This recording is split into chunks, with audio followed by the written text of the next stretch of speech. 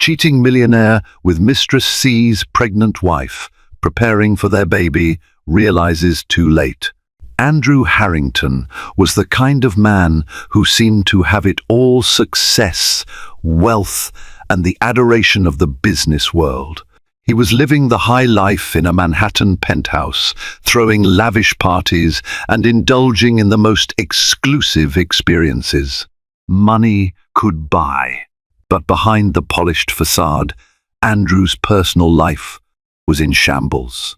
His once devoted wife, Sarah, had finally walked away, pregnant and broken-hearted after discovering his infidelity. Now, with the child's due date approaching, Andrew stumbles upon Sarah's quiet preparations and realizes, in a brutal moment of clarity, just how much he has truly lost. He's about to learn that not all fortunes can be bought back. Andrew Harrington was born into a world of privilege.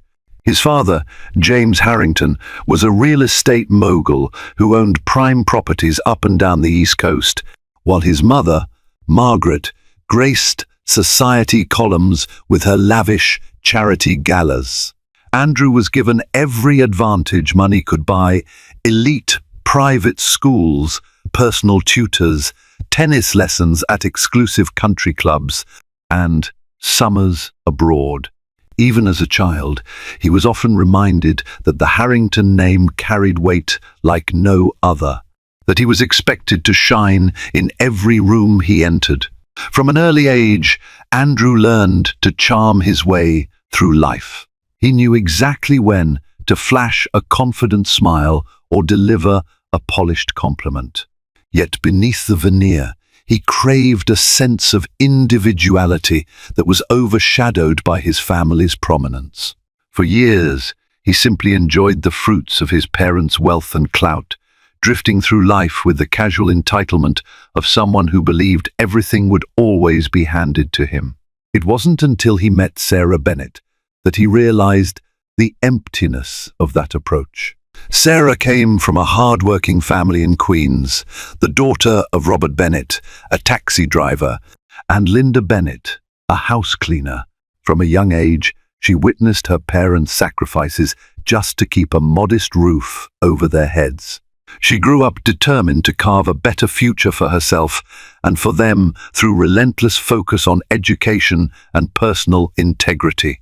When she finally crossed paths with Andrew during a community outreach program in college, their worlds, so starkly different, collided in ways neither could have predicted. Sarah Bennett had always been driven. Her father's grueling hours behind the wheel of a taxi and her mother's back-breaking cleaning jobs instilled in her a fiery resolve. She was determined to make something of herself, to repay her parents' efforts with a life they could be proud of. Despite financial obstacles, Sarah thrived academically, earning scholarships that brought her into elite educational circles typically reserved for the wealthy. Yet Sarah's ambition was paired with a kindness that drew people in. Whether she was tutoring struggling classmates or organizing food drives for underprivileged communities, she believed in the power of empathy. Her path intersected with Andrew Harrington's at a university initiative matching business students with community leaders to develop philanthropic strategies. She initially dismissed Andrew as just another privileged heir ticking a box on his resume, but as she spent time with him, she noticed a glimmer of sincerity behind his polished exterior, a longing to break free from the golden cage of expectation. Andrew, for his part, found Sarah's intelligence and compassion irresistible. She asked incisive questions about his life and ambitions, looking beyond his last name. For once, Andrew felt seen for who he was rather than what he represented.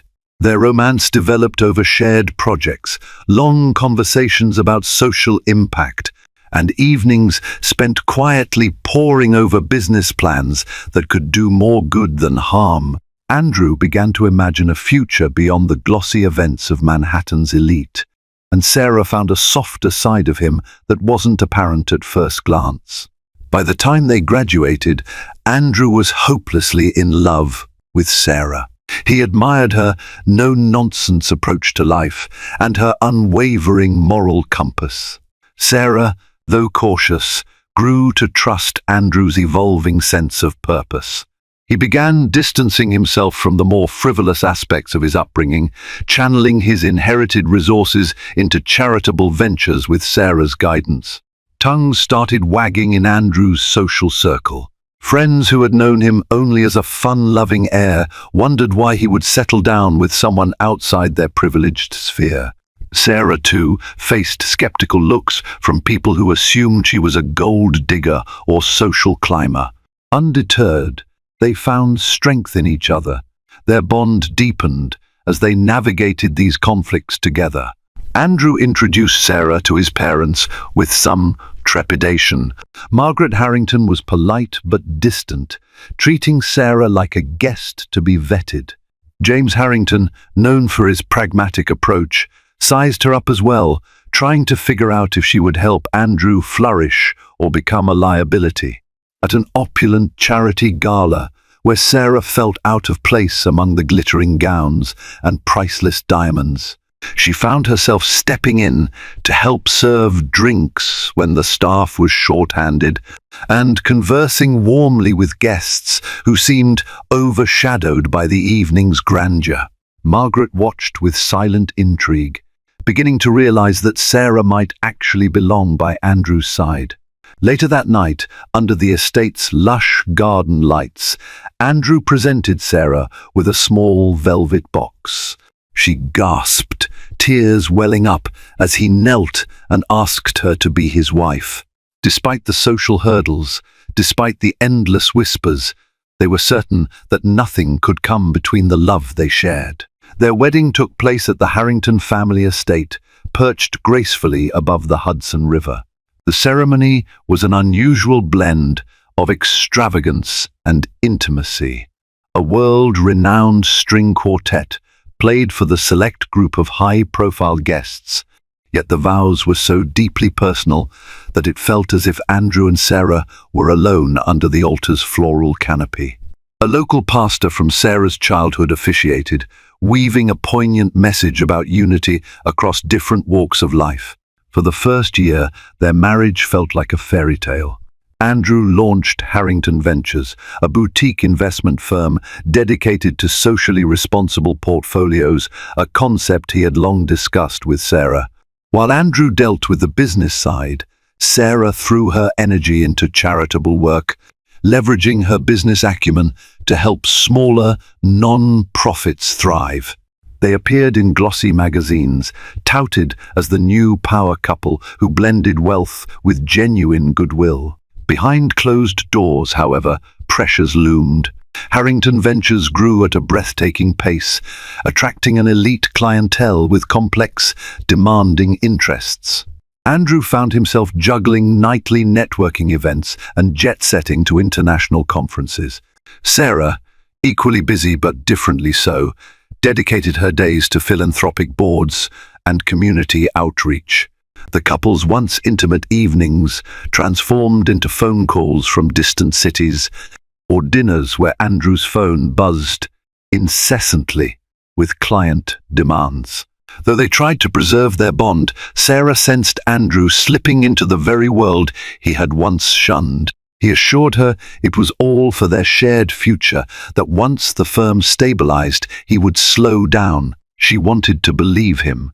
Little did they know that seeds of discord had already been planted, waiting to unravel the life they had built. Late-night office meetings, exclusive club appearances, and endless schmoozing became part of Andrew's daily routine. Although he insisted it was necessary to keep the business afloat, Sarah worried about the gradual changes she saw. Andrew's moral resolve seemed to erode as he catered to high-flying clients interested only in maximizing returns.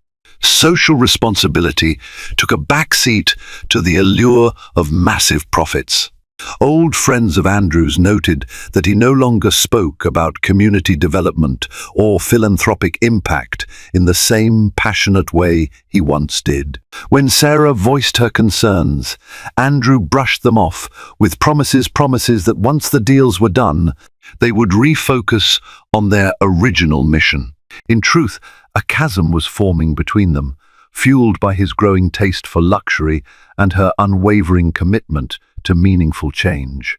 During a high-end charity function, Andrew was introduced to Victoria Ellis, a striking socialite and the daughter of an oil magnate. She was used to the same circles Andrew inhabited: private clubs, exclusive events, and global business summits. While Sarah attended fewer of these gatherings, preferring to spend her evenings actually working on charitable projects, Victoria made her presence known. She laughed easily at Andrew's anecdotes, leaned in too close during hushed conversations, and exuded a magnetic blend of sophistication and ambition. Andrew told himself it was purely professional.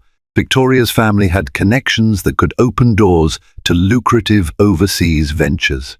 But as the weeks passed, business dinners with Victoria bled into late-night drinks. Andrew felt a pang of guilt each time he glanced at his wedding ring, yet he rationalized it as networking. He refused to acknowledge the emotional line he was crossing, even as he slid further away from the vows he once held dear.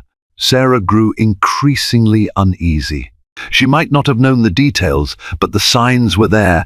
Andrew returning home in the early hours of the morning, half-explained outings, the faint trace of unfamiliar perfume on his suit collar.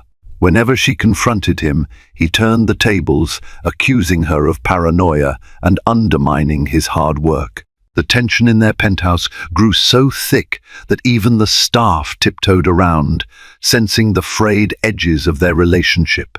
In her confusion, Sarah recalled the man Andrew used to be, the one who left fancy galas early to volunteer at community centers, the one who made her laugh with silly jokes in the middle of important meetings. She refused to believe he was gone entirely. And so she tried to hold on, hoping that, with enough patience, the Andrew she loved would come back. But Andrew only sunk deeper into the world. Victoria represented a swirl of champagne toasts, whispered power plays, and a promise of limitless opportunities. Late one evening, Sarah decided to surprise him at his office in hopes of rekindling a spark. It was there, through a frosted glass door, that she saw him leaning in far too close to Victoria, their silhouettes betraying an intimacy Sarah had tried so hard not to believe. A rush of pain and betrayal seized her. She left without saying a word, tears streaming down her face. That night, she confronted Andrew with her suspicions. His attempts at denial fell apart under the weight of her evidence, the glimpses, the whispered rumors, the heartbreak she could no longer ignore. Their argument escalated until Sarah, her voice quivering, announced she was leaving. She packed a suitcase with trembling hands as Andrew stood frozen, offering apologies too little, too late. The days that followed were a blur of regret and self-recrimination for Andrew. He told himself he hadn't meant to cheat, that he was simply caught up in the seduction of success and validation. But no excuses could erase the image of Sarah walking away with her suitcase and teary eyes. Suddenly, the penthouse felt like a mausoleum filled with reminders of a life he'd taken for granted. Victoria tried to fill the void, offering him lavish parties and glamorous weekends. Yet her world, once so alluring, began to feel hollow. Guilt gnawed at Andrew's conscience, and the high-stakes deals he had once craved felt empty without Sarah's grounded perspective. He caught himself flipping through photos of them hiking in upstate New York, stargazing on a rustic cabin getaway, or simply laughing over a slice of pie at a tiny diner. In those images, he was reminded of the man he used to be, the man Sarah had helped him become. Still, pride kept him from chasing after her immediately. He reasoned that maybe she needed space, or that his apologies would fall on deaf ears. The rationalizations did nothing to temper his growing desperation, especially at night when he lay awake in the penthouse, haunted by the absence of her laughter in those empty rooms. Sarah, meanwhile, moved into a modest Upper West Side apartment. It was a far cry from the luxury she had left behind, but it offered a solace she desperately needed. Throwing herself into her charitable work, she tried to find meaning in the midst of heartbreak. Little did she know, her life was about to shift once again when she discovered she was pregnant, a discovery that would force her to decide whether Andrew deserved to be part of this new chapter or not. Sarah's pregnancy tested every ounce of her resolve. She recalled how she and Andrew once spoke fondly of having children, imagining laughter filling the hallways and weekend picnics in Central Park. Now, that dream was laced with betrayal, and the father of her child was someone she barely recognized. For a time, she kept the pregnancy a secret, confiding only in her closest friend, Monica Price, who had grown up with her in Queens. Monica offered unwavering support, driving Sarah to prenatal appointments and helping her cope with the emotional roller coaster of potential single motherhood. Sarah debated whether to tell Andrew, uncertain if it would complicate an already painful situation. Ultimately, she decided to focus on her baby's well-being first. Yet life has a way of revealing secrets at the least convenient times. A casual acquaintance of Andrew's who worked at the same hospital spotted Sarah in the obstetrics department. Within days, the news reached Andrew. Fear, excitement, and regret coursed through him all at once. He called every mutual friend, desperate to find confirmation. Was the baby truly his? If so, how could he make amends after shattering Sarah's trust? Victoria tried to dissuade him, hinting that Sarah was likely using the pregnancy to manipulate him. But Andrew felt an innate pull he could not ignore. The guilt that once gnawed at him turned into a fierce responsibility to see Sarah, to confirm with his own eyes the life they had created, and to do everything in his power to be involved if she would let him. Andrew's first meeting with Sarah, after learning about the pregnancy, was fraught with tension. He waited outside her apartment building in a black coat on a crisp morning, his heart pounding as he watched passers-by hurry along. When Sarah finally stepped out, the shock on her face was clear. She looked healthier in some ways, perhaps from the glow of pregnancy, but her eyes were guarded. Summoning all his courage, Andrew walked toward her, hands raised in a silent plea for peace. Sarah's instinct was to turn away, but a flicker of empathy stopped her. He apologized, words tumbling out, voice edged with desperation. She allowed him to walk by her side as she headed to a prenatal checkup, though their conversation was halting and full of pregnant pauses. She reluctantly agreed to let him come, with a warning that this did not mean she forgave him. Inside the ultrasound room, Andrew's gaze fixed on the screen, displaying a tiny heartbeat. The rhythmic pulsing struck him like a tidal wave of awe and responsibility. For a moment, he forgot everything: the betrayal, the arguments, Victoria's intrusion. All that mattered was this fragile new life. When he reached out to hold Sarah's hand, she didn't pull away, but her eyes were rimmed with tears. The appointment ended with a promise on Andrew's part to be there for both of them, and a lingering uncertainty in Sarah's mind about whether she could truly trust him again. Over the subsequent weeks, Andrew tried to compensate for his betrayal through financial gestures and emotional support. He had groceries and prenatal vitamins delivered to Sarah's apartment, arranged for a baby boutique to send catalogues of cribs and strollers, and offered to cover all medical expenses. While Sarah appreciated the concern, she also felt suffocated. This was the kind of extravagance that had driven them apart in the first place. Still, she allowed Andrew to attend certain checkups, acknowledging that he had a right to be involved in the baby's life. Their interactions remained strained. They were polite, even civil, but a wall of unspoken pain hovered between them.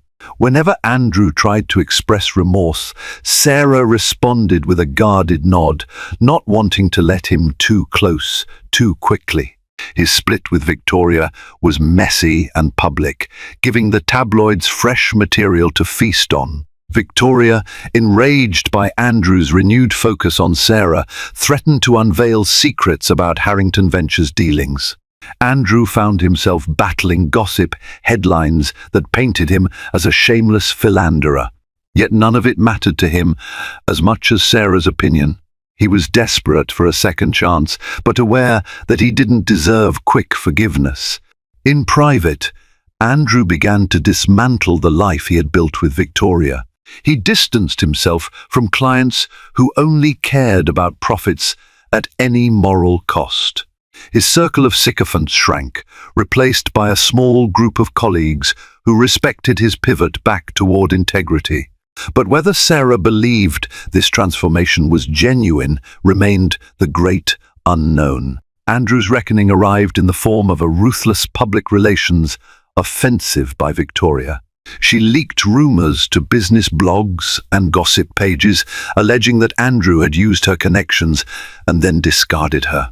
Photographs of them at private events circulated, fueling speculation that Andrew was involved in more than one affair.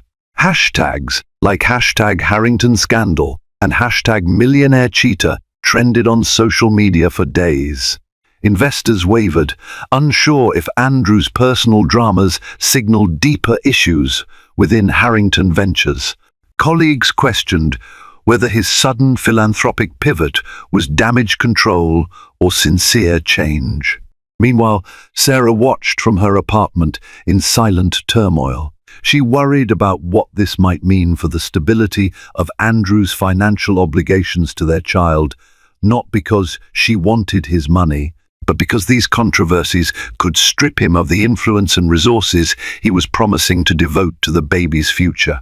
Her father, Robert Bennett, visited one afternoon. He expressed concern about Andrew's ability to be a dependable partner or father, yet he also recognized Andrew's attempts at atonement, his presence at the doctor's visits, his refusal to publicly slander Sarah, and his willingness to own up to his transgressions.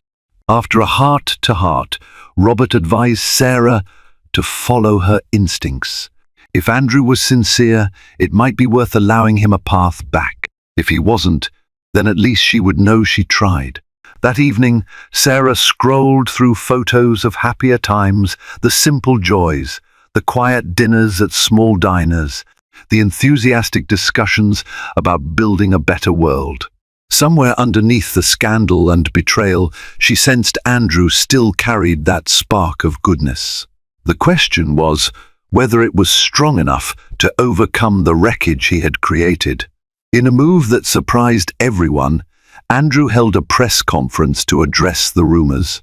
He stood before a sea of reporters, dressed in a subdued navy suit, a stark contrast to his usual extravagant style. Instead of denying everything or launching counterattacks, he admitted to personal failings. "I've made grave mistakes," he began, voice unsteady. "I lost sight of the values I once held dear, and in the process, I hurt people who trusted me." He paused, breathing deeply. "I'm not here to shift blame or make excuses. I'm here to acknowledge my faults and to try and rebuild with honesty and humility." He offered no salacious details, nor did he mention Sarah's pregnancy, protecting her privacy and that of their unborn child. Initially, the press seemed poised to pounce on any sign of weakness, but Andrew's earnest confession left them with little ammo. It was neither a denial nor a typical PR smokescreen. While some reporters still questioned his motives, many lauded his candor, even if only cautiously. Victoria's smear campaign was suddenly deflated. With Andrew owning up to his missteps, the tabloids had no fresh fuel to stoke the fire. Harrington Ventures board members, watching the press conference, breathed a bit easier. Clients began sending messages of tentative support, acknowledging that accountability was a rare commodity in their world. Sarah watched from the couch in her apartment, tears prickling her eyes. She didn't know if Andrew's public confession would fix anything, but for the first time in months, she believed he might genuinely be trying to become a better man, not just for the cameras, but also for himself and for their child. The press conference marked a turning point for Andrew. With public speculation cooling, he refocused on his personal life with renewed urgency.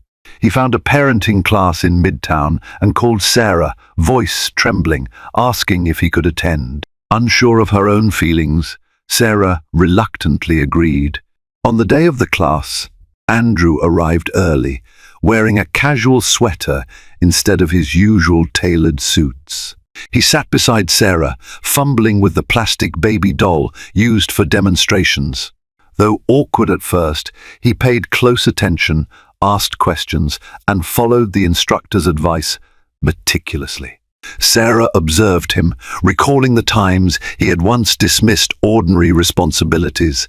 Now, he seemed genuinely eager to learn how to swaddle, change diapers, and soothe a crying infant.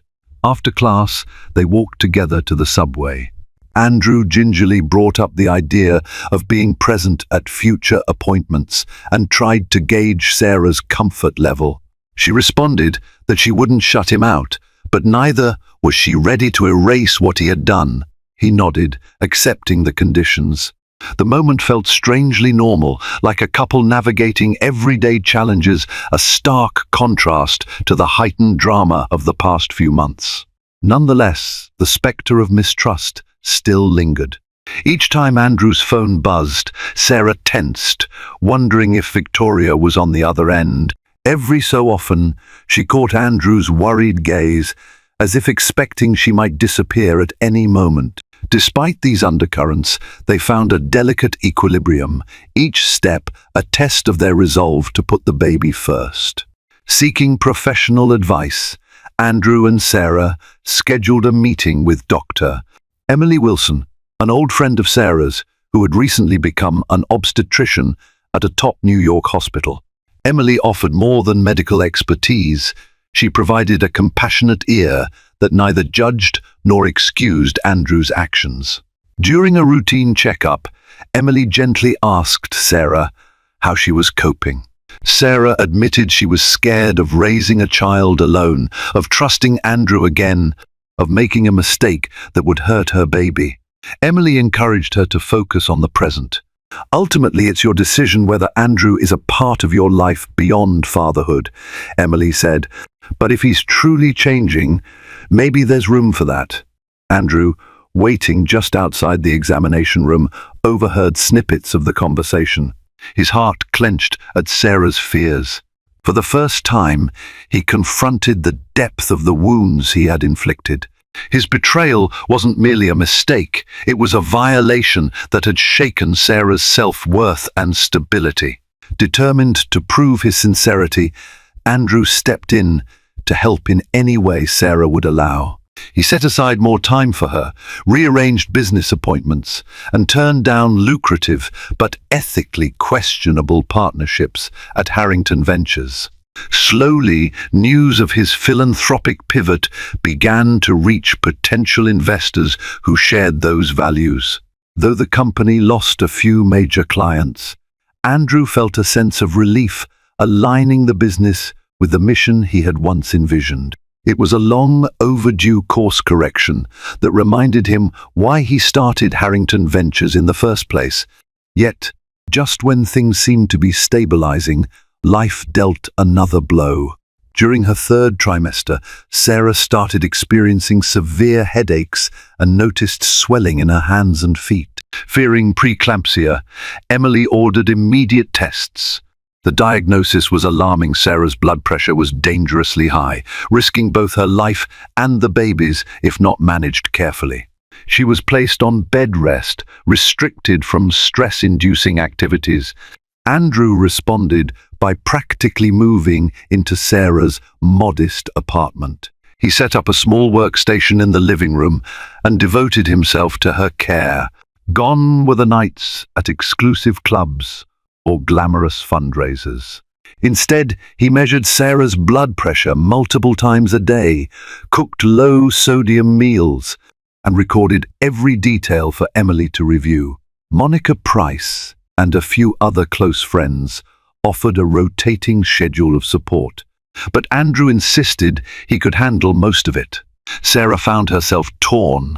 Having Andrew around was comforting, an undeniable source of relief when she needed help, even sitting up or monitoring her symptoms. At the same time, she struggled with the emotional scars of his infidelity. Could she allow him back into her heart so easily? Late at night, she'd find herself awake, staring at the ceiling, acutely aware of Andrew in the next room, quietly tapping on his laptop as he wrapped up a day's work. One evening, a particularly sharp pain struck Sarah, and she burst into tears out of both discomfort and fear. Andrew rushed over, took her hand, and whispered reassurances until the pain subsided. In that vulnerable moment, the wall between them weakened. Sarah allowed herself to lean on him, if only for the baby's sake. And Andrew, feeling the warmth of her acceptance, vowed silently never to betray that trust again. The final weeks of Sarah's pregnancy turned into a delicate dance between hope and anxiety. On strict bed rest, she had plenty of time to confront her emotions. Andrew, for his part, settled into a surprisingly nurturing role. He tended to her every need, from preparing small meals to helping her with gentle stretches approved by Emily. In the stillness of those days, they often found themselves talking about how they ended up on this perilous path. One evening, Sarah sat propped against pillows while Andrew thumbed through a parenting book. His voice trembled as he apologized once more, this time detailing his regrets with stark honesty.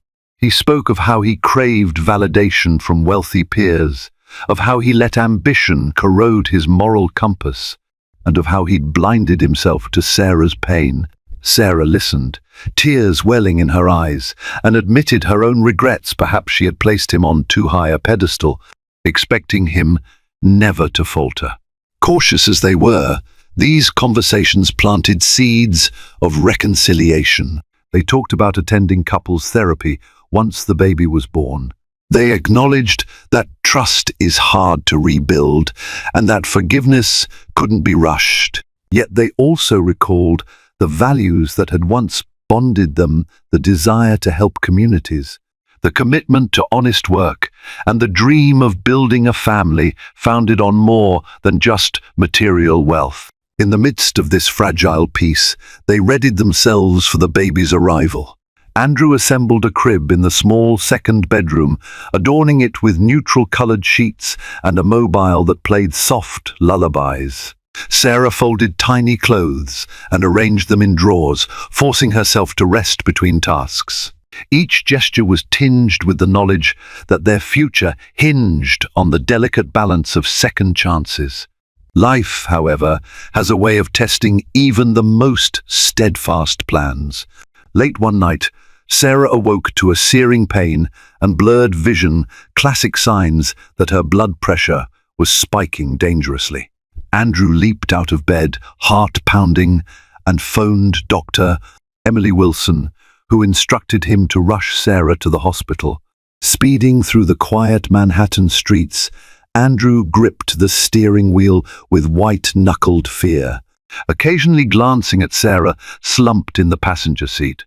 Flashes of regret coursed through him, every poor decision magnified by the thought that he might lose her and the baby before he could truly make amends. At the hospital, the medical team confirmed the severity of Sarah's condition.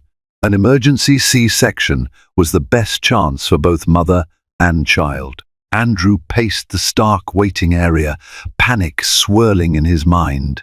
All the money, influence and status he once clung to felt worthless if he couldn't protect the two lives that mattered most. Dr. Wilson finally emerged, her expression grim but professional. She allowed Andrew to change into scrubs, and joined Sarah in the operating room. The sterile lights and frantic beeping of monitors formed the backdrop to a moment of profound intimacy. Andrew held Sarah's hand, whispering his love, his regrets, and his promises. She managed a weak smile, meeting his gaze with silent resolve. Within the hour, the wail of a newborn filled the room, a cry that symbolized both a new life and a potential new chapter for them. Andrew's eyes flooded with tears at the sight of his daughter so small, wrapped in a pristine white blanket. Sarah, still groggy from the anesthesia, breathed a sigh of relief as she reached out to touch the baby's tiny fingers. They named her Lily, after Sarah's favorite flower.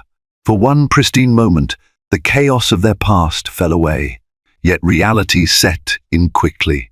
Lily was premature and required a brief stay in the neonatal intensive care unit. Sarah's own recovery was complicated by her fluctuating blood pressure. Each day, Andrew split his time between Sarah's room and the NICU, a place tinged with the hum of incubators and hushed medical instructions. In those quiet hours by Lily's bedside, Andrew felt the full weight of parenthood. He would place his hand gently inside the incubator, marveling at her impossibly small fingers curling around his. He also found himself in the uncomfortable position of answering to the Harrington family. James and Margaret visited with concerned faces, their once aloof demeanor replaced by genuine worry. Sarah's parents, Robert and Linda, did the same, ensuring Sarah had the emotional support she needed. Even Monica Price came by daily, greeting Andrew with a nod of polite caution. Everyone recognized that the baby's precarious condition transcended any past grudges, at least for the moment. In the midst of these hospital vigils, Andrew's perspective on life shifted irrevocably. He realized how fragile happiness could be, how quickly everything could unravel. He found himself praying an act he hadn't done since childhood, silently begging for Lily's health and for a chance to rectify his mistakes. With each day that Lily grew stronger, Andrew felt a cautious optimism take root in his chest. Eventually, Sarah was discharged, though Lily needed a few more days under medical supervision. Andrew set up everything back at Sarah's apartment, determined to make her transition easier. He helped her navigate postpartum instructions, check her blood pressure regularly, and rest as much as possible. They had never been so physically close in months. Yet this time, intimacy wasn't about romance. It was about survival, healing, and the unspoken mutual desire to be there for Lily. Differences still surfaced, moments where Sarah recalled his betrayal and bristled when Andrew tried to comfort her. But they found ways to talk it out, or at least set tensions aside for Lily's sake. When their daughter was finally released from the NICU, Andrew drove Sarah to the hospital with a car seat securely installed, triple-checking every strap. His hands trembled as he carried Lily out of the hospital for the first time, placing her carefully in the car seat with Sarah's watchful eyes on him. The short drive back felt like a milestone, the city lights flashing by as if to welcome Lily into a new reality. Once inside the apartment, they introduced Lily to her nursery, a simple, cozy room decorated with soft pastel colors and a mobile of dancing stars. Sarah rested on the couch, her face a mixture of exhaustion and relief, while Andrew gently laid Lily in her crib. He turned to Sarah, taking her hand. A year ago, he would have pictured this moment in a sprawling penthouse with staff on call.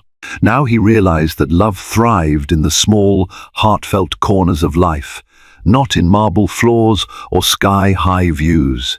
The subsequent days were filled with sleepless nights and endless feedings. Lily's soft cries woke them at odd hours, and they took turns comforting her. Andrew absorbed each moment with a sense of gratitude, cherishing the chance to change diapers and rock his daughter to sleep. Sarah was cautious in her trust, but she couldn't deny the comfort of having a partner to shoulder the workload. Gradually, conversations about their relationship began to resurface, this time with a hint of hope. They agreed to couples counseling, unwilling to sweep past hurts under the rug. Their first session was tense, both grappling with unresolved anger and guilt. Andrew spoke about his destructive quest for validation, his susceptibility to flattery, and how he had neglected Sarah's emotional needs. Sarah recounted how alone she felt, especially when she had warned him about Victoria, only to be dismissed and ridiculed. The therapist guided them to see that while Andrew's actions were undeniably damaging, their marriage might still recover if they both committed to honesty and empathy.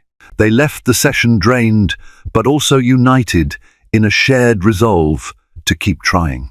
Small gestures became symbolic, Andrew bringing Sarah tea before she even asked, Sarah inviting Andrew's parents for a low-key dinner so they could see Lily's progress, and Andrew stepping away from high-stake business deals that clashed with his newfound priorities. As Lily gained weight and started to coo in recognition of their faces, Andrew and Sarah found glimmers of the partnership they once had. It was neither easy nor perfect, but it felt real, based not on illusions of grandeur, but on the raw, unfiltered reality of building a family. News of Andrew's transformations trickled through his professional network, while some high-powered individuals scoffed at his renewed dedication to philanthropy. Others admired it. A handful of ethically minded investors reached out to Harrington Ventures, intrigued by the possibility of profitable but socially responsible endeavors. This alignment of business success with personal values reignited Andrew's passion for work in a way that chasing purely profit-driven deals never had. With finances somewhat stabilized, Andrew was free to spend more time with Sarah and Lily. Afternoons found him reading books on newborn care or helping Sarah tidy up the nursery. Even simple activities like folding Lily's tiny clothes became a shared moment of tenderness. Every so often, Sarah would catch him smiling down at Lily, eyes alight with wonder, and remember the early days of their relationship when idealism still trumped wealth and influence. Not everyone was entirely convinced. Victoria remained a looming question mark, occasionally popping up in social circles with insinuations that Andrew's moral rebirth was little more than a PR stunt. But as her bitterness found fewer sympathetic ears, she quietly faded from the limelight. Monica Price, fiercely protective of Sarah, kept a watchful eye but admitted Andrew was making an honest effort. At times, Sarah still wrestled with pangs of doubt. She feared letting her guard down only to be hurt again. But each day that Andrew remained consistent in his actions, attending counseling, contributing to the household, prioritizing Lily, chipped away at her reservations. Their progress was fragile but tangible, like a carefully mended vase that still held the power to hold water. Months slipped by. Lily grew stronger and more alert, eventually giggling at silly faces Andrew made. He reveled in fatherhood, celebrating each tiny milestone from her first babbles to her attempt at rolling over. In those moments, Sarah saw a glimpse of the Andrew she had fallen in love with, earnest, devoted, and full of wonder at life's simplest joys. Therapy sessions evolved from dissecting past traumas to envisioning a future together. They discussed how to balance Andrew's business pursuits with Sarah's charitable ambitions. They created boundaries to ensure neither felt overshadowed by the other's obligations. Andrew hesitantly suggested one day moving into a more family-friendly home, maybe not the ostentatious penthouse, but somewhere with a little yard for Lily to play in. Sarah was open to the idea, but only after they had fully re-established trust. Their families took note of the changing dynamic.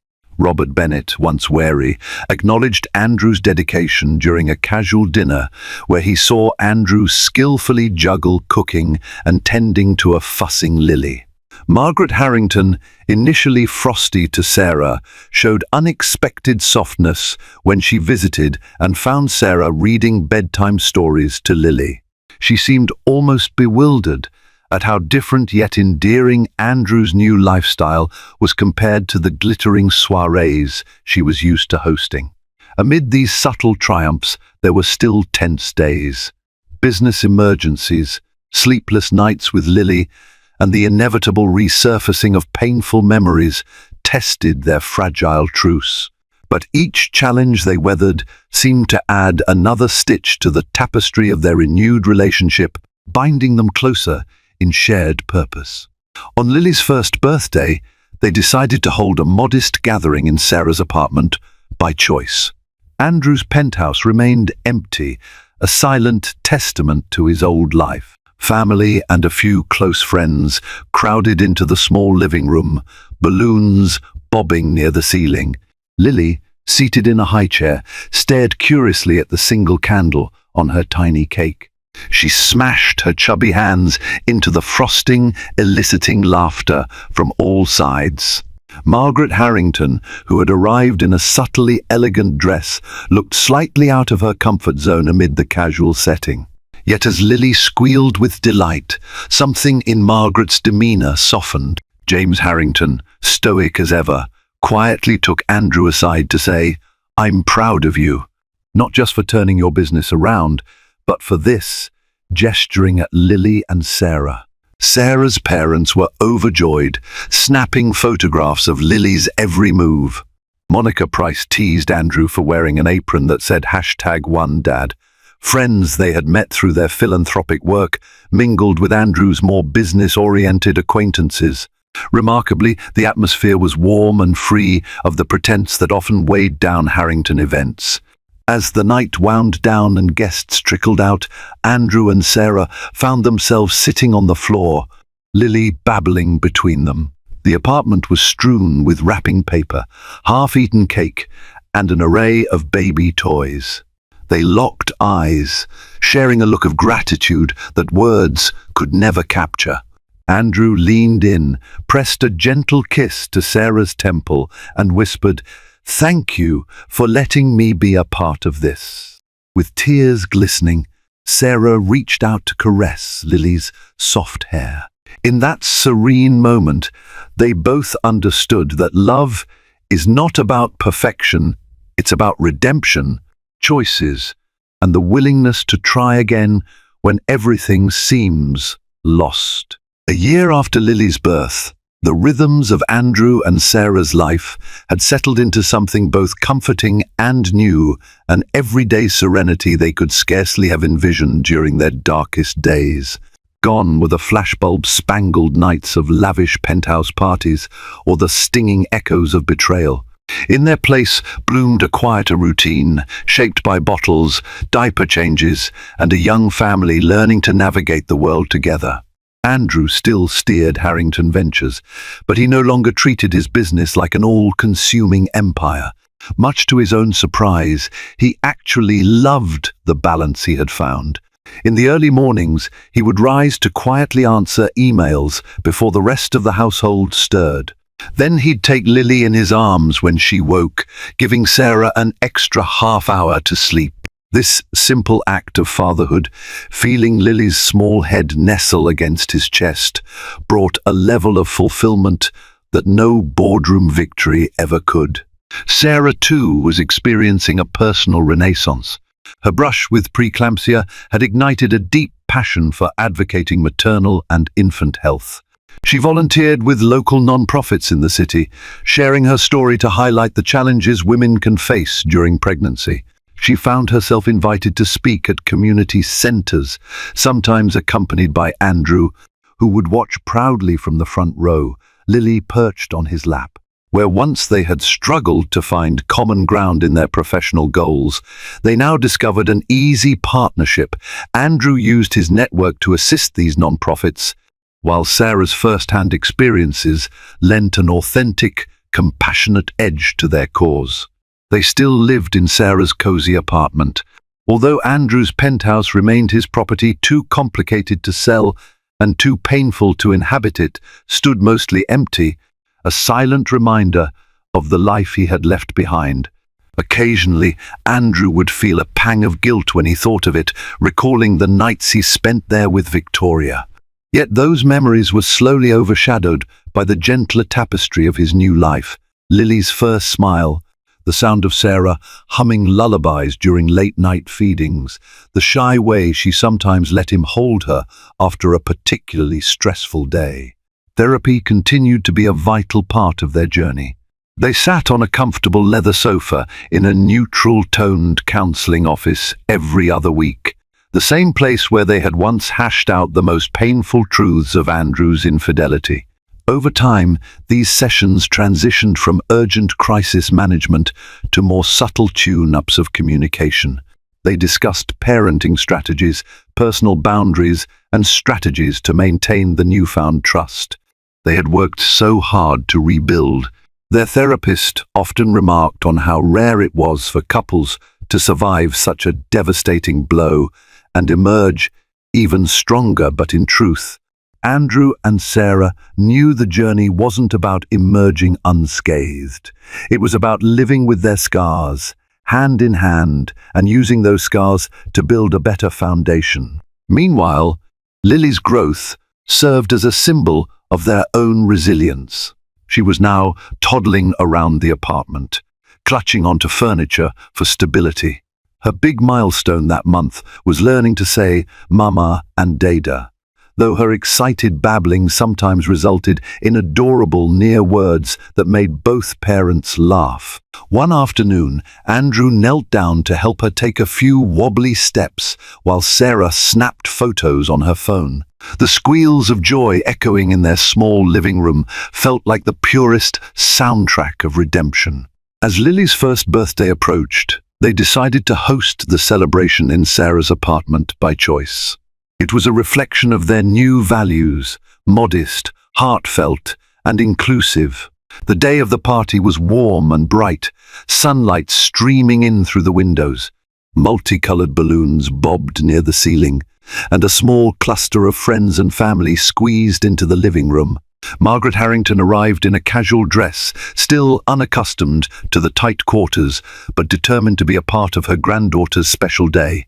James Harrington ambled in behind her, a small stuffed bear, clutched somewhat awkwardly in his large hand, a gift he had picked out himself. On the other side of the room, Robert and Linda Bennett beamed with pride, snapping pictures of Lily, who was perched in her high chair, staring wide-eyed at the single candle on a miniature cake. Monica Price, Sarah's childhood friend, directed the festivities with bossy good humor, ensuring everyone had a slice of cake and a seat.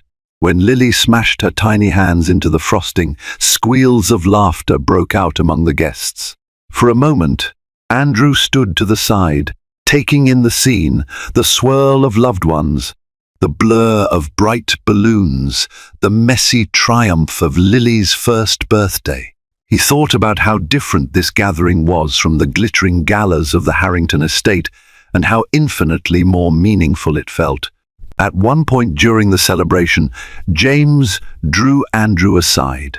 The once imposing real estate mogul looked slightly smaller, as though time and introspection had gentled his bearing. "Son," he said quietly, his voice thick with emotion, "I'm proud of you. Not just for the direction you've taken at Harrington Ventures, but for putting family first." Andrew swallowed hard, nodding in acknowledgement. It was a simple sentence, but it carried more weight than any business accolade could. As the night wound down and the last slice of cake was consumed, the living room cleared out. Wrapping paper, ribbons, and half-inflated balloons lay scattered on the floor. Lily was yawning in Sarah's arms, blinking sleepily against the soft glow of the lamp. Andrew gathered a few plates to bring into the kitchen, but Sarah stopped him gently. "Leave it for tomorrow," she murmured, heading toward Lily's nursery. Once Lily was tucked in and the apartment felt still, Andrew and Sarah found themselves alone in the living room. They sank onto the couch, side by side. The exhaustion of the day clung to them, but so did an undeniable warmth. Andrew slowly reached for Sarah's hand, lacing his fingers through hers. She didn't pull away. After a few moments of comfortable silence, she rested her head on his shoulder. "I never thought we'd get here," she admitted softly, her voice barely above a whisper. Andrew turned to look at her, love and gratitude written plainly across his face. "Me neither," he answered, brushing a stray strand of hair behind her ear. "But I'm so grateful we made it."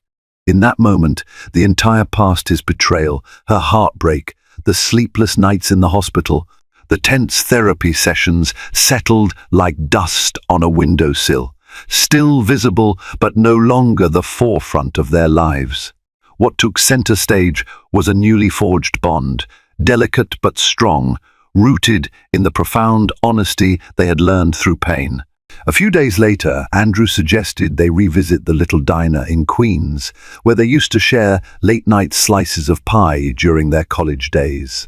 Sarah hesitated, worrying about Lily's nap schedule, but eventually agreed.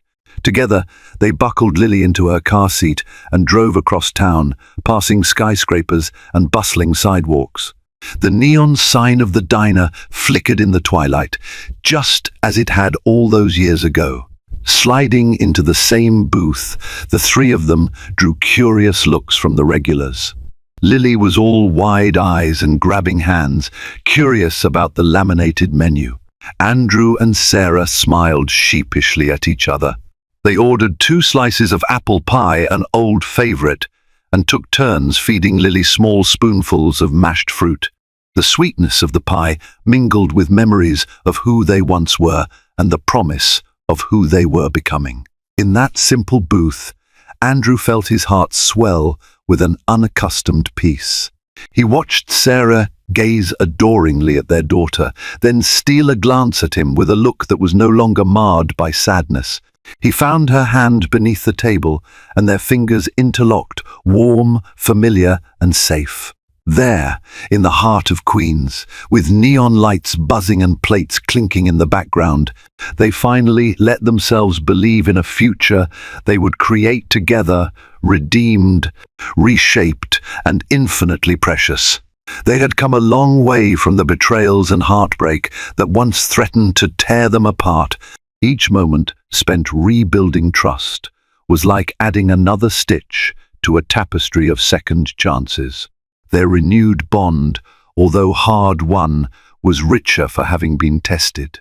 And as Lily giggled in Sarah's arms, Andrew knew that sometimes the greatest fortune in life wasn't measured in bank accounts or penthouse views, but in the small, loving moments shared around a simple diner table, a family brought together by both tragedy and grace, determined to cherish every moment they had been given.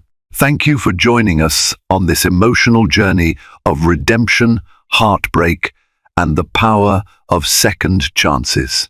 Andrew and Sarah's story is a testament to the resilience of love, even in the face of betrayal, and a reminder that sometimes life's most valuable lessons come wrapped in painful experiences.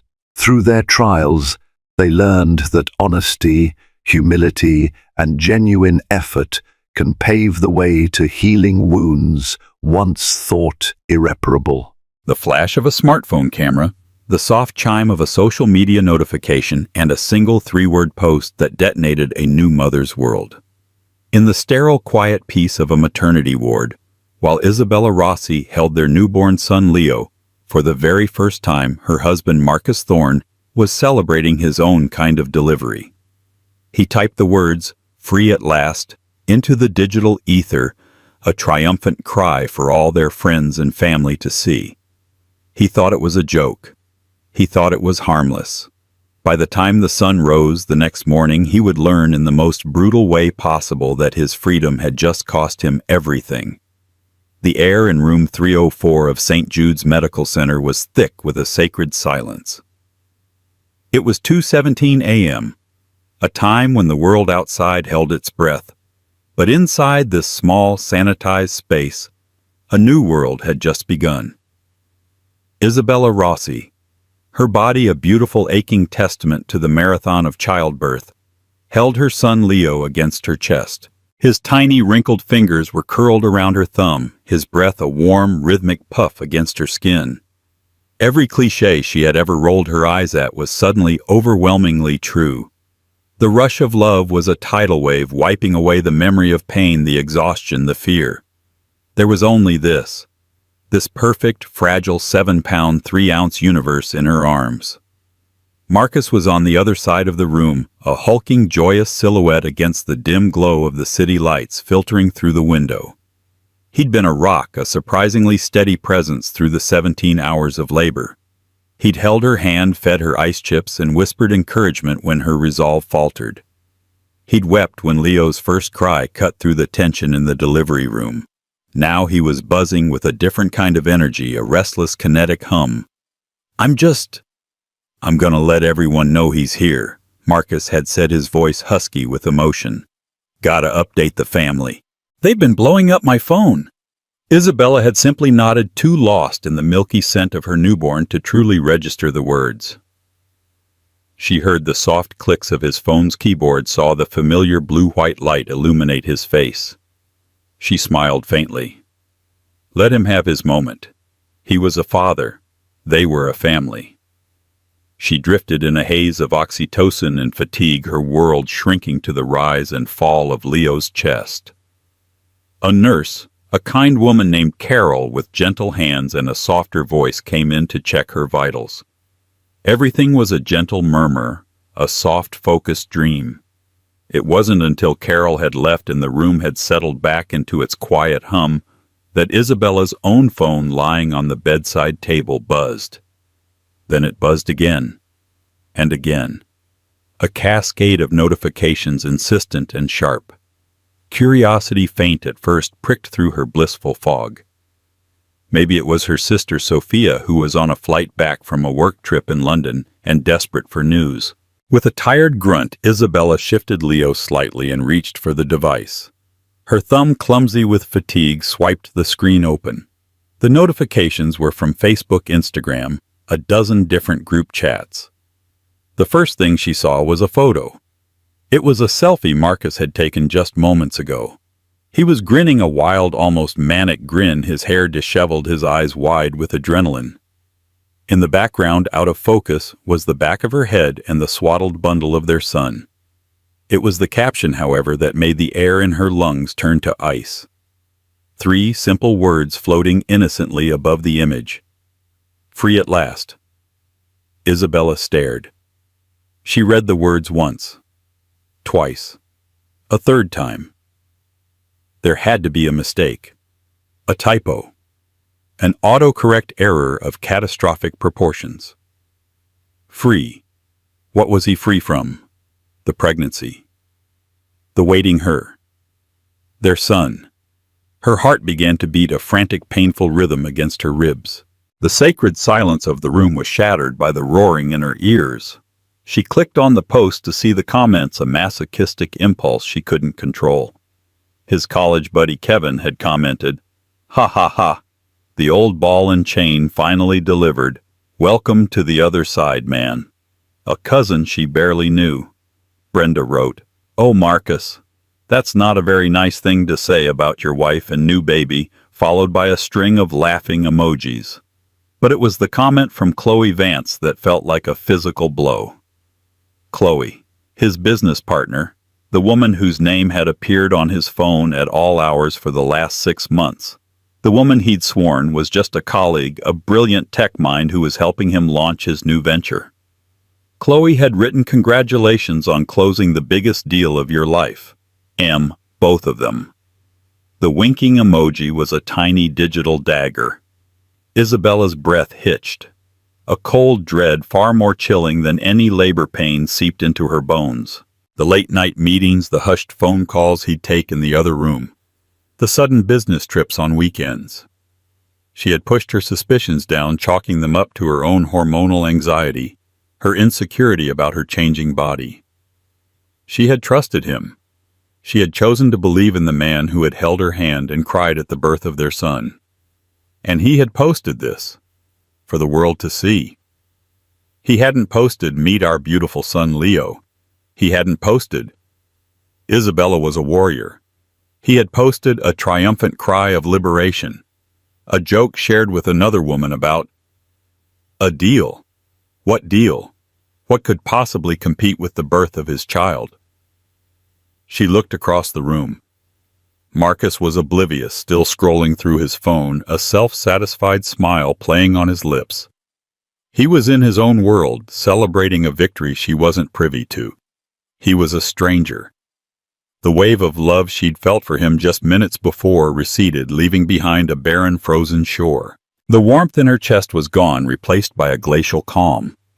Her mind, usually a whirlwind of emotion, became sharp and clear, honed to a single point of purpose.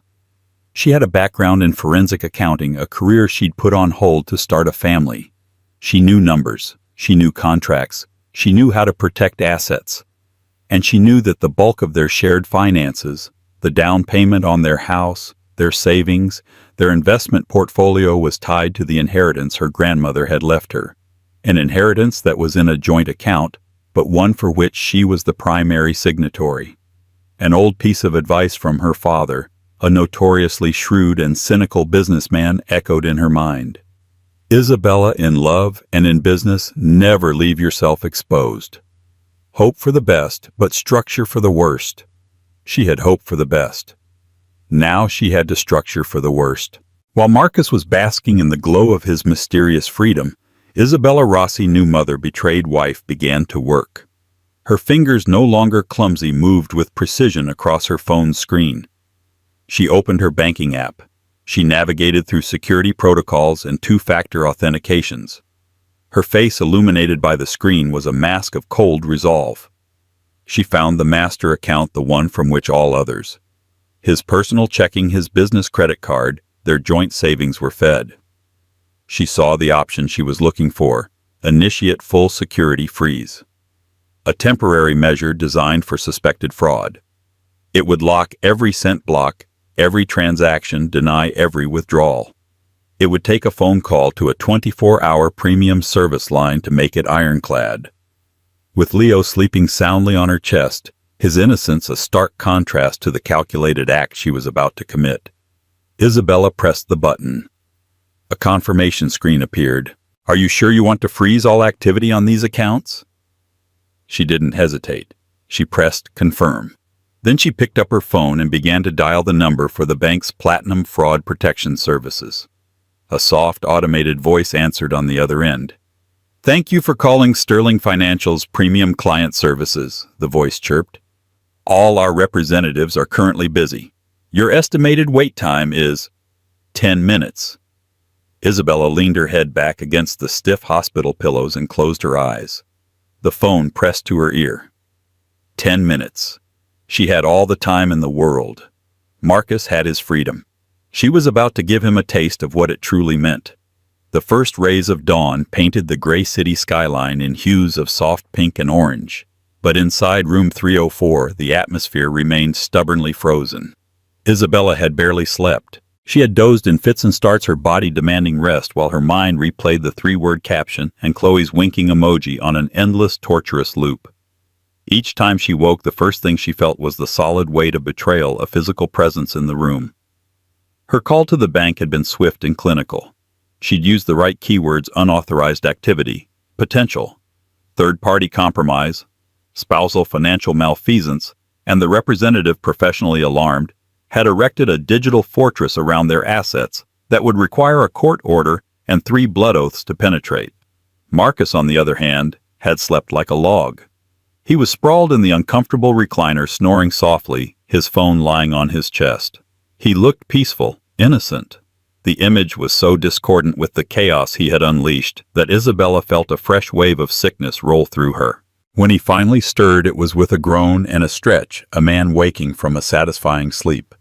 He blinked, looked at Isabella and the sleeping baby in the bassinet beside her bed, and a dopey, happy grin spread across his face. "Morning, Mama," he said, his voice thick with sleep. "How are my 2 favorite people in the world?" Isabella just looked at him. Her expression was utterly blank. The warmth he expected, the shared smile of new parents, wasn't there. There was just a flat, dispassionate stare. He seemed to notice the chill. "You okay? You look tired." "I am tired," she said, her voice monotone. "Right, of course. Stupid question." He rubbed his face, trying to wake himself up. "I'm going to go get you the best coffee in a 5-mile radius, and one of those giant croissants from that French place. You deserve it. You deserve everything." He leaned over to kiss her, but she subtly turned her head so his lips met her cheek. It was a small, almost imperceptible rejection, but it stopped him cold. He asked, his brow furrowing. "What's wrong?" "Just go get the coffee, Marcus," she said. Her eyes focused on Leo. Puzzled but undeterred, he grabbed his wallet and keys. "Okay, back in a flash. Don't miss me too much." He blew a kiss and slipped out the door. Isabella waited. She counted the seconds. She knew exactly what was about to happen. 30 minutes later, Marcus returned. He was not carrying coffee or a croissant.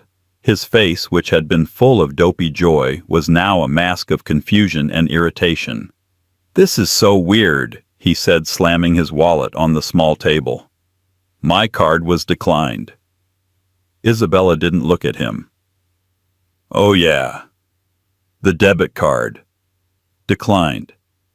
So I tried the Amex. Declined. Tried the Visa. Declined." The barista looked at me like I was a complete deadbeat. I had to pay with the emergency 20 I keep in my phone case. What the hell is going on? Did you get a fraud alert or something? Now she turned to look at him. Her gaze was steady and cold. "Yes," she said. "I did." He let out a relieved sigh. "Oh, thank God. I thought I was going crazy." "So you sorted it out?" "I sorted it out," she confirmed. She picked up her phone from the bedside table and held it out to him. His Facebook page was still open. The post was right there now with over 100 likes and dozens of comments. "What am I looking at?" he asked, confused. "Read it," she commanded. He squinted at the screen. "Free at last." "Yeah, it's funny, right? A little gallows humor after 17 hours of—" His voice trailed off as he saw the look on her face. It was not the face of a woman who found anything funny. "Funny," she repeated, her voice dangerously low. "You thought that was funny, Marcus. You thought broadcasting to every single person we know that you felt free the moment your son was born was funny." He finally started to grasp the magnitude of his error. A panicked look flashed in his eyes. "Oh, babe, no. It was just a joke. A stupid joke. It didn't mean anything. You know, like free from the waiting. That's all." Is that what Chloe Vance thought it meant? Isabella shot back, her voice like cracking ice. Or was she in on the joke with her little winking face? "Congratulations on closing the biggest deal of your life. Both of them." "What deal, Marcus? What was the other big deal you closed last night while I was pushing your son out of my body?" Marcus's face went pale. "Chloe." "That was about work. Project Chimera. It finally got funded yesterday. The term sheets were signed while you were in labor. That's the deal." That's all she meant. "It's what I've been working on for 2 years. It's for us. For our future." "Our future?" Isabella let out a laugh, a sharp, bitter sound that held no humor. "You mean the future you were so happy to be free from? You stood there in this room while I was holding our baby for the first time, and you weren't celebrating with me. You were celebrating with her. You made the birth of our son a footnote in your business announcement." "That's not true," he pleaded, his voice rising in desperation. "I was overwhelmed. I was happy about everything. Leo, the deal. It all happened at once. I wasn't thinking straight." "No. For the first time I think you were," Isabella said, her calm returning. "You showed me exactly what your priorities are. And so, I've decided to set my own." "What does that mean?" he asked, a knot of dread tightening in his stomach. Why were my cards declined?" "Because I froze them," she stated as if discussing the weather. "All of them. The checking accounts, the savings, the credit cards you pay off from the joint account, the one that's funded by my inheritance. Every single dollar is locked up." He stared at her, his mouth agape. He looked like she had just confessed to a murder. You what?" "You can't do that. That's our money." "No, Marcus," she corrected him, her voice precise and cutting. "It's my money that you have had the privilege of accessing. A privilege you have demonstrated you no longer deserve. You want to be free at last. Congratulations, you're free. Free from any and all financial support from me. Now get out." "Get out," he stammered. "Isabella, this is insane. I'm the father of your child. We just had a baby. And you sullied it." She whispered, the mask of calm cracking for just a second to reveal the raw wound beneath. "You took the most sacred moment of my life, and you defaced it with a cheap joke and a secret celebration. I don't know who you are right now, and I will not have you in this room. I'm not leaving you." "You are," she said, her voice regaining its steel. She reached for the call button to summon the nurse. "If you don't walk out of that door in the next 10 seconds, I will have security escort you out. And I will tell them I am in fear for my safety. Do you really want to add that to your list of accomplishments from last night?" The threat hung in the air, ugly and potent. He looked at her, truly, looked at her, and saw no trace of the woman he thought he knew. The warm, loving Isabella was gone. In her place was a stranger with eyes of ice and a will of iron. He saw the stubborn set of her jaw, a trait she'd inherited from her formidable father, Lorenzo Rossi, and knew he had lost. For now. Defeated, humiliated, and utterly bewildered, Marcus Thorne backed away. He grabbed his wallet and keys, his movements stiff and jerky. He opened the door, paused, and looked back at her one last time. "I will fix this. He vowed, his voice cracking. "I will make you understand." She didn't answer. She had already turned away from him, her attention focused entirely on the tiny sleeping baby in the bassinet, the only family she could trust right now. The door clicked shut, leaving Marcus alone in the hallway, a free man with empty pockets and a life in ruins. The fluorescent lights of the hospital hallway seemed unnaturally bright, buzzing with an accusatory hum. Marcus stood there for a long moment, the click of the closing door echoing in his ears. He felt like he'd been hit by a bus he never saw coming. 1 minute he was on top of the world, a new father and a successful entrepreneur on the cusp of greatness. The next he was exiled, broke, and accused of, he wasn't even sure what. Betrayal, insensitivity, financial malfeasance. It was all a tangled, horrifying mess. His first instinct was to panic. Project Chimera, his AI-driven logistics software, had just secured its second round of funding.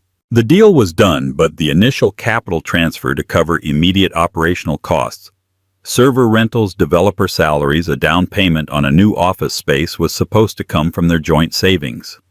It was a bridge fund, a few $100,000 he needed now before the venture capital money was formally wired in a week. Without it, he would be in breach of his new partnership agreement. He would look like a fool, or worse, a fraud. He would lose everything he'd worked for. He pulled out his phone, his hands shaking, and scrolled to his banking app. Isabella hadn't been exaggerating. Every account was flagged with a bright red banner. Account frozen. Contact institution. He was locked out. Completely. He needed an ally, a voice of reason. He dialed his best friend, David Chen. David was a level-headed corporate lawyer, the yin to Marcus's often impulsive yang. "Dave," Marcus said, his voice ragged. I've screwed up in a way that might be like historically bad." "Marcus, what's wrong? Is the baby okay? Is Isabella okay?" "The baby's perfect. Isabella is, she's declared war on me." Pacing the hallway, Marcus recounted the entire story.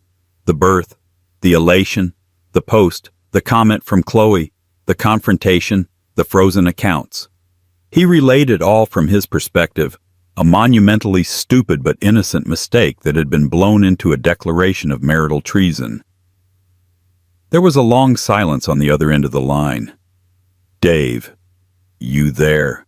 "Yeah, I'm here," David said slowly. "I'm just processing the sheer unadulterated stupidity of what you did. Marcus, let me get this straight.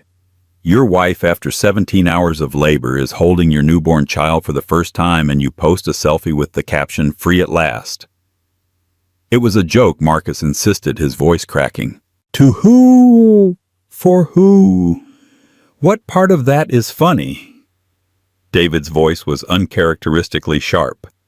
"Forget the money for a second. Put yourself in her shoes. She's exhausted, hormonal, vulnerable, and probably feeling a love so overwhelming it's terrifying. And the first thing she sees from her partner, her co-pilot in this, is a public declaration of his own liberation. It's not just insensitive, man. It's cruel. It communicates that while she was going through a life-altering, body-altering ordeal, you saw it as a prison sentence you just got paroled from." Marcus leaned his head against the cool wall of the corridor. Hearing it from David, stripped of his own self-justification, made it sound so much worse. "I didn't mean it like that. It doesn't matter what you meant. It matters what you did." And this Chloe person commenting with a winky face. "Marcus, what were you thinking? You've been telling Izzy for months that Chloe is just a colleague. And then this. It's a mountain of circumstantial evidence, and you handed it to her on a silver platter. So what do I do?" Marcus asked, his desperation mounting. "The money, Dave.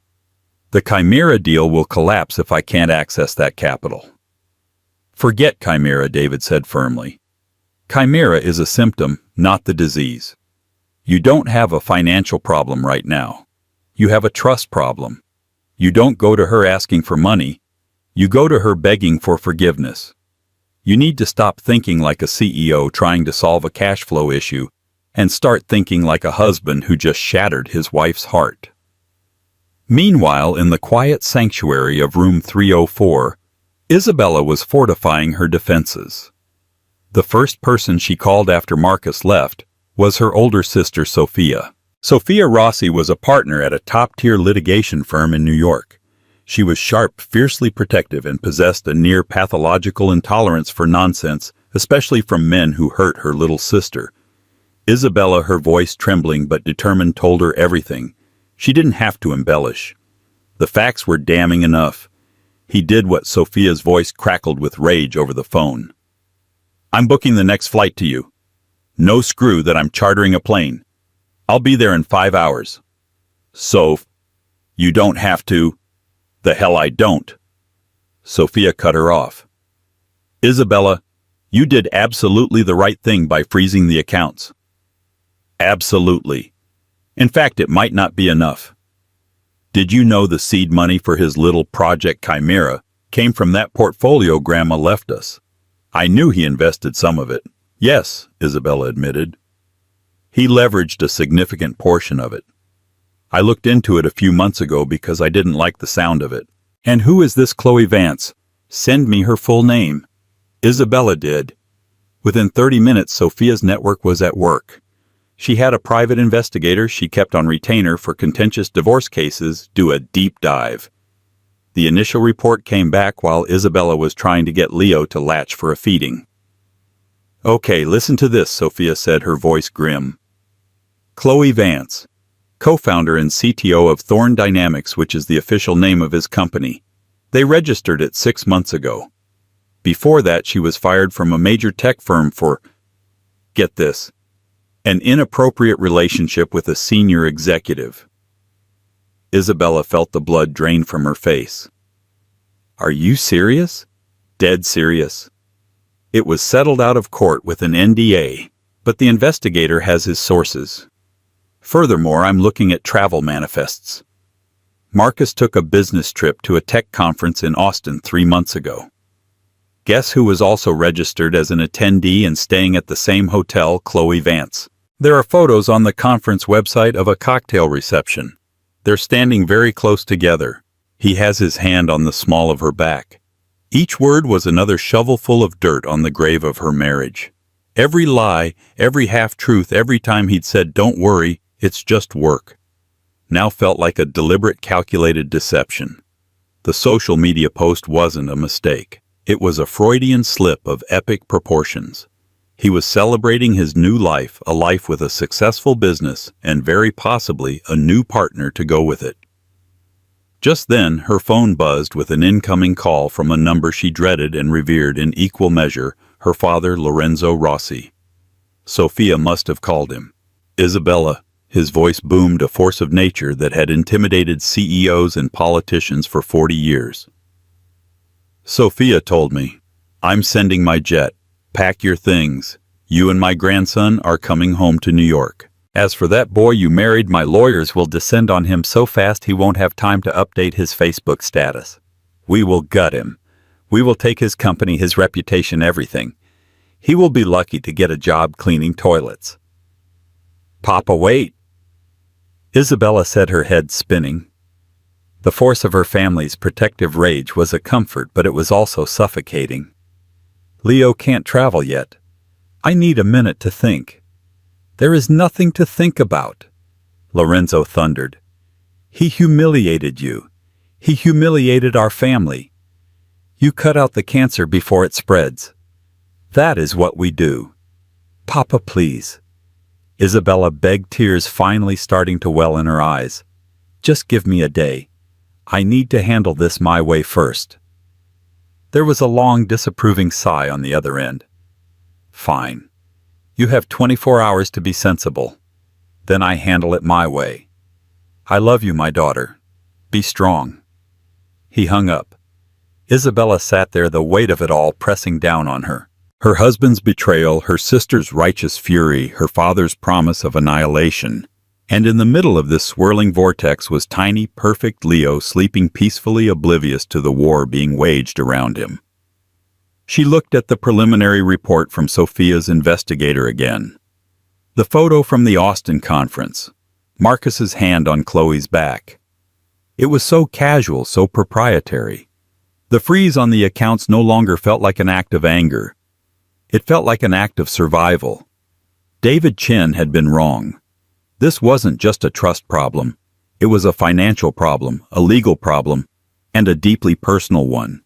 And Isabella was beginning to realize the web of suspicion was far more tangled and venomous than even she had imagined. Humbled and terrified, Marcus spent the next 12 hours in a self-imposed exile at a cheap motel near the airport, paid for with the last of his emergency cash. The garish floral bedspread and the constant roar of jet engines were a fitting backdrop for the wreckage of his life. David's words had hit their mark. He had been an idiot, a colossal, self-absorbed fool. His focus on the Chimera deal had been so all-consuming that he'd developed a dangerous tunnel vision, seeing his family not as the reason for his ambition, but as something that existed on a parallel track to it. He knew explaining wouldn't be enough. Apologies were just words, and he had already shown how little his words could be trusted. He had to show her. He had to prove that Project Chimera wasn't some sordid secret life with Chloe, but a legitimate, albeit all-consuming venture meant to secure their future. He spent the rest of the day gathering his ammunition. He drove to his small shared office space, a place Isabella had never visited, and began printing documents. The articles of incorporation for Thorne Dynamics. The detailed business plan he'd spent a year perfecting, the complex schematics for the AI routing algorithm, and most importantly, the entire 200-page venture capital funding agreement with Sterling March Capital. He printed out email chains with the investors' communication logs and the final signed term sheets that had arrived at 1:30 a.m. less than an hour before Leo was born. He even printed his and Chloe's travel receipts from the Austin conference, showing they were in separate rooms on different floors, a flimsy defense perhaps. But it was all he had. He organized everything into a heavy 3-ring binder, a physical manifestation of his supposed truth. It was his grand gesture, his only hope. By evening, he was back at the hospital. He felt like a condemned man walking to his own execution. He took a deep breath and knocked softly on the door to room 304. It was Isabella who answered, not a nurse.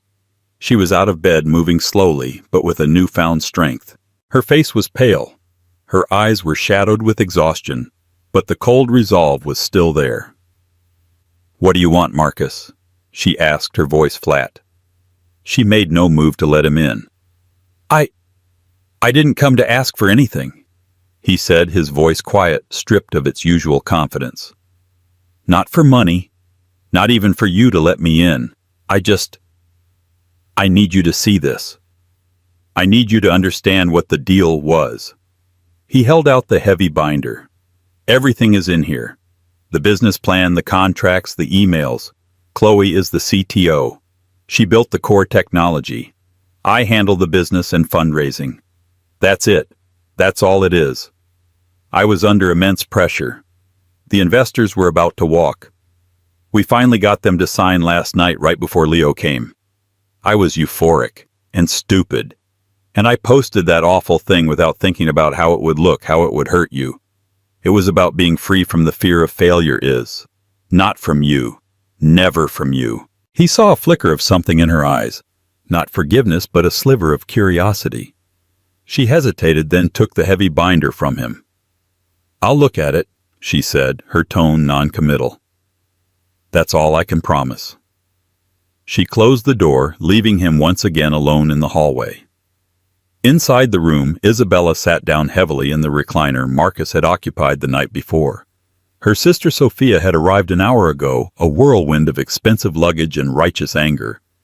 She was currently holding Leo, glaring at the door as if she could incinerate Marcus with her gaze alone. "What is that?" Sophia demanded, nodding at the binder. "His explanation," Isabella said, placing it on the small table. She felt a strange reluctance to open it. Part of her wanted her suspicions to be true to justify the clean, righteous anger she felt. But a deeper part, a part that still remembered the man she had loved, desperately wanted him to be telling the truth. With a deep breath, she opened the binder. For the next hour, she read. Sophia watched her, silent and skeptical. Isabella's training in forensic accounting took over. She scanned the documents not with the eyes of a wounded wife, but with the dispassionate scrutiny of an auditor. And to her growing surprise, it all seemed to be there. The company was real. The technology, from what she could understand of it, seemed genuinely innovative. The funding agreement with Sterling March was legitimate and substantial. The email chains documented a grueling, high-stakes negotiation. His story, as outlandish as it seemed, was starting to hold water. The post was still unforgivable, a moment of supreme narcissistic folly, but perhaps it wasn't born of infidelity. Perhaps it was born of a different kind of obsession. It actually looks legitimate, Isabella murmured, a wave of confusion washing over her. She felt the hard certainty of her anger beginning to soften at the edges. "Don't let a pile of paper fool you," Sophia warned. "Con men are always good with paperwork." Isabella continued to flip through the pages, her eyes scanning lines of legal and financial jargon. She reached a section detailing the bridge financing Marcus had needed to secure the VC deal. It outlined the short-term loan required to prove liquidity to the investors. She read the paragraph, then read it again. And then she saw it. A single line item under the heading collateral. It wasn't their investment portfolio. It wasn't stock options. It was a property address. The address of the beautiful 4-bedroom colonial house in the suburbs that they were set to close on in 2 weeks. The house that was supposed to be Leo's home. The house whose down payment had been paid for entirely by a gift from her father, a gift given to her with the deed to be in both their names, only after the marriage was on solid footing. She felt the air leave her lungs. The document was a loan agreement, not with a bank, but with a private lender, signed 2 weeks ago.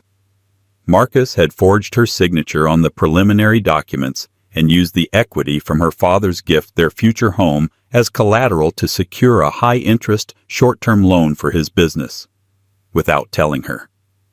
This was the true betrayal. The social media post was a matchstick. This was a forest fire. The post was a public humiliation, a thoughtless, cruel act. This was a calculated deception that put the roof over their child's head at risk. He hadn't just gambled with his own future. He had gambled with hers and with Leo's. He had taken the one thing that represented stability and safety and secretly pushed it onto the poker table. The binder slipped from her trembling hands and fell to the floor with a heavy thud. The sound startled Leo, who began to cry. Sophia rushed to her side. "Izzy, what is it? What did you find?" Isabella couldn't speak. She could only point a shaking finger at the scattered pages on the floor. Her face was a mask of utter devastation. The cold, calculated anger from the night before was gone, replaced by the profound, soul-crushing agony of a trust so completely and fundamentally shattered that it could never be repaired. He hadn't just posted something stupid. He had lied. He had committed fraud. He had taken her faith in him and used it as leverage. The frozen accounts were no longer an overreaction. They were a chillingly prescient move. She had saved them from a ruin he had secretly orchestrated. The man she had married wasn't just an insensitive fool. He was a liar and a thief who had stolen from his own family. And she, Isabella Rossi, had just uncovered the real crime. The calm that had defined Isabella for the past day was gone, obliterated by the discovery of Marcus's ultimate deception.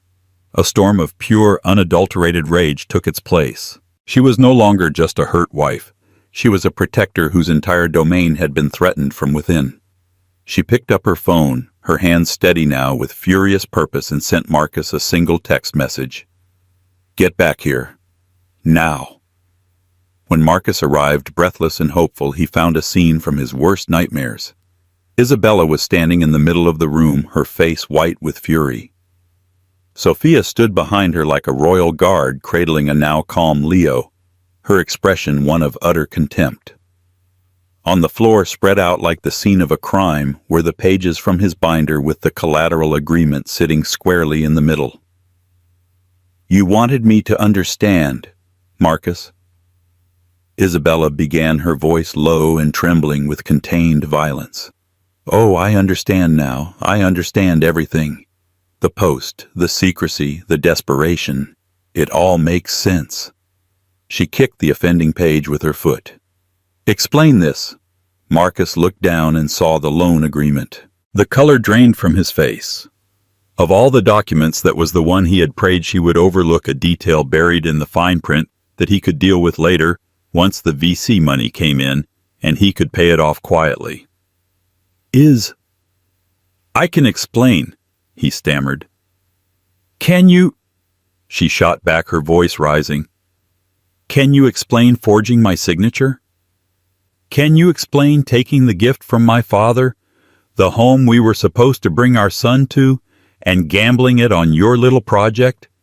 You didn't just lie to me, Marcus. You committed a crime against me, against us. It was a bridge loan, a formality," he pleaded, his voice desperate. "The VC money was guaranteed. I was going to pay it back this week, and you would have never even known. It was the only way to get the deal done to secure our future." "Our future!" she shrieked, the sound raw and painful. "You think a future built on a foundation of lies and fraud is secure? You stood there day after day talking about nursery colors and picking out furniture with me, all while knowing you had put a lien on our child's home. You let me believe we were partners, but we weren't. I was just another asset for you to leverage." Sophia stepped forward. "I've already spoken to my legal team, Marcus. What you did constitutes financial fraud and forgery. Isabella has grounds not only for divorce but for criminal charges." Marcus felt the floor drop out from beneath him. "Criminal charges. Isabella, I did it for us. I swear. I was so afraid of failing, of not being able to provide for you and Leo. I saw this one chance, this one shot to make it all work, and I took it. It was wrong. It was arrogant. It was stupid. But my heart was in the right place. I swear it." "Your heart." Isabella laughed, a broken, hysterical sound. Your heart was in your wallet, Marcus. It was with your ambition. It was with Chloe Vance and Project Chimera. It was never ever with us. As if on cue, Marcus's phone began to ring.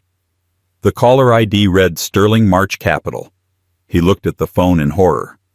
It was the lead investor, Jonathan Sterling. "Don't you dare answer that in here," Isabella hissed. But it was too late. His phone buzzed again, this time with a text. He glanced at it. Marcus' wire for initial capital injection was rejected. Funds frozen. You are in breach of Section 4B of the agreement. You have 24 hours to rectify or we are pulling out and our legal team will be in touch regarding damages. Fix this. The final domino had fallen. The entire deal, his 2 years of work, was about to implode because he couldn't access the money he had promised. The money Isabella controlled. He looked at her, his face a portrait of utter desperation. Please. Everything, my entire life's work will be gone. They'll sue me into oblivion. We'll lose the house anyway because of the penalties in the contract. Please, you have to unfreeze the accounts, just for this one transfer. I'm begging you. It was the ultimate bitter irony. The free man was now a prisoner, and his wife, the one he had so carelessly disregarded, was his only jailer and his only hope for a pardon. Before Isabella could answer, the door to the hospital room swung open with force. Lorenzo Rossi stood there flanked by 2 men in impeccably tailored suits who could only be lawyers. He was a man who commanded gravity, and his presence sucked all the air out of the room. His cold, dark eyes took in the scene. His weeping daughter, his furious older daughter, the pathetic sight of his son-in-law, and the scattered documents on the floor. He ignored Marcus completely as if he were a piece of furniture. He walked to Isabella and placed a gentle hand on her arm. "It's over, Mia Cara," he said, his voice a low rumble. "We're done with this. My men have the jet waiting. You and Leo are coming home. We will handle the annulment." As for him, he finally flicked his gaze to Marcus, a look of pure disgust on his face. "My legal team will ensure he never recovers from this. He will learn the price of betraying a Rossi." This was it. The crossroads. Isabella looked at her father, the avatar of her old life, offering a clean, surgical, and vengeful exit. She looked at Marcus, the architect of her current misery, a broken man on the verge of total annihilation. Then her gaze fell on Leo, sleeping in Sophia's arms, his face a perfect picture of peace. What did Leo deserve? A father, even a flawed one, or a life defined by his father's spectacular family-ordained destruction? A decision crystallized in her mind, cold and clear as a diamond. It wasn't about forgiveness. It wasn't about love. It was about power and control. Her father wanted to destroy Marcus, but letting him be destroyed meant the fallout, the lawsuits, the loss of the house could still splash onto her and Leo. Saving him, however, meant she owned him. She turned to her father. "Thank you, Papa, but I'm not leaving." She then turned her steely gaze to Marcus. "You want the money to save your deal? You'll get it, but not as my husband." She walked over to one of her father's lawyers. "Draw it up," she commanded, her voice ringing with an authority that surprised everyone, including herself. A post-nuptial agreement. A new business contract. I will provide the capital to save Project Chimera. In return, I want a 60% controlling stake in Thorn Dynamics, a personal, legally binding guarantee for Marcus collateralized against all his future earnings and veto power over all major company decisions. He will report to a board that I appoint. He will no longer be the CEO. He'll be the CTO. I will be the primary shareholder. He will work for me. His salary will be determined by me, and every cent he earns will first go to repay the loan he took out against our son's home. The room was silent. Lorenzo Rossi stared at his daughter, a slow, proud smile spreading across his face. He had come to crush a boy, but his daughter had just shown him how to enslave a king. Isabella looked at Marcus, her eyes devoid of warmth or affection. "Those are my terms. You will save your company, but you will lose your freedom. For real this time. You will work to earn back the home you gambled away. You will work to earn the right to be this child's father. Take the deal or walk away and let my father's lawyers have what's left of you. You have 1 minute to decide." Marcus stood there trapped and utterly defeated. He looked at the ruins of his ambition, the fury of the family he had betrayed, and the cold, hard face of the woman who now held his entire future in her hands. He had posted, "free at last," as a joke. Now he was being offered the deal of a lifetime, a gilded cage. It was his only way out. "I accept," he whispered, the words tasting like ash in his mouth. 6 months later, the world had been remade. The sterile, emotionally charged atmosphere of the hospital room had been replaced by the chic, minimalist aesthetic of the new Thorne Dynamics headquarters. The company, powered by Isabella's emergency capital injection and Lorenzo Rossi's formidable business network, had not just survived, it had flourished. Project Chimera was the talk of the logistics industry, a disruptive force poised for massive success. But the victory felt different to everyone involved. The power dynamic in Isabella and Marcus's relationship had been irrevocably altered. It was no longer a marriage of equals, it was a corporate hierarchy. Isabella, with her 60% stake, was the silent, powerful chairwoman of the board. She had installed her sister Sophia and one of her father's most ruthless financial advisors as board members. She rarely came to the office, but her presence was felt in every decision, every budget approval, every strategic pivot. Marcus was, as per their agreement, the chief technology officer. He was brilliant at his job, freed from the pressures of fundraising and management. He poured all his energy into the technology, refining the code, leading the development team, and pushing the boundaries of what the software could do. He was professionally successful, but personally, he was a man living in a state of perpetual penance. Their home life was a carefully choreographed dance of civility and distance. They had not bought the colonial house. Instead, they lived in a sleek, modern apartment owned by the Rossi Family Trust. It was beautiful, sterile, and felt more like a corporate residence than a home. They were co-parents first and foremost. They were unfailingly polite to each other for Leo's sake. They discussed feeding schedules, nap times, and developmental milestones with the detached professionalism of two colleagues managing a joint project. The love, the laughter, the easy intimacy that had once defined them was gone, replaced by a fragile, unspoken truce. Marcus never made a purchase over $100 without texting her first. His salary, determined by the board she controlled, was automatically split, with the majority going into a trust for Leo and to repay the loan against their once future home. They were in therapy. Twice a week they sat in a plush office with a woman named Dr. Anya Sharma, who specialized in high-conflict couples. The sessions were brutal. Marcus had confessed everything, not just his actions, but the deep-seated fear of inadequacy that had driven him. He spoke of growing up with little of his desperate need to prove himself worthy of Isabella and her powerful family, a need so profound it had blinded him to everything else. Isabella, for her part, spoke of the profound violation of trust. It wasn't the post, she explained in one session, her voice clear and steady. The post was just the tip of the iceberg. It was the realization that the man I was building a life with had a completely separate ledger. He saw our shared assets as his personal safety net for risks I never agreed to take. He saw me as a resource, not a partner. There were no miraculous breakthroughs. There was only slow, grueling work. Marcus was learning humility. He was learning to listen, to truly see the consequences of his actions beyond his own ambition. He was becoming an excellent father, present and engaged in a way he never had been before. His moments with Leo were the only times Isabella saw a flicker of the old Marcus, the joyful, loving man she had married. Isabella was learning to live with the scars. She was discovering a strength and business acumen she never knew she possessed.